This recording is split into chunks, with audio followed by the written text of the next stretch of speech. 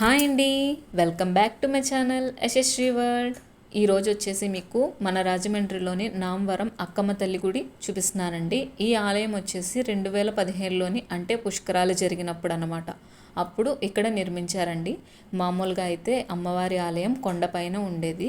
ప్రతి సంవత్సరం ఆషాఢ మాసంలో జాతర జరిగేదండి. చాలా బాగా చేస్తారు, అస్సలు ఖాళీ ఉండదు, ఫుల్ రష్ అనమాట.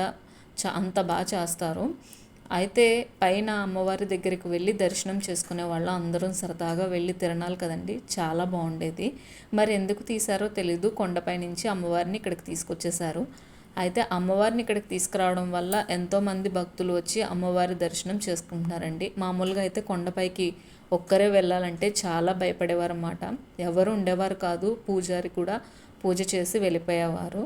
ఈ ఆలయానికి వచ్చేసి నేను చైతు ప్రెగ్నెంట్గా ఉన్నప్పుడు వచ్చానండి. అప్పుడు బాబు పుడితే వస్తానని చెప్పి మొక్కుకున్నాను. తల్లి దయ వల్ల బాబు కూడా పుట్టాడని చెప్పి బాబు పుట్టిన 5 ఇయర్స్ తర్వాత నేను ఇక్కడికి వచ్చి ఇప్పుడు నా మొక్కును తీర్చుకున్నానండి. అప్పటి వరకు నాకు అవకాశం రాలేదు అమ్మవారి దర్శనం చేసుకోవడానికి. ఇప్పుడైతే వచ్చి నా మొక్కునైతే పూర్తి చేసుకున్నాను.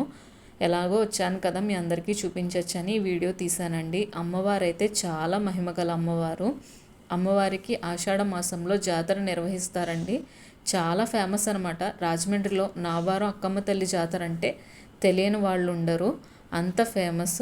ఈ వీడియో కనుక మీకు నచ్చినట్టయితే ప్లీజ్ లైక్ చేయండి.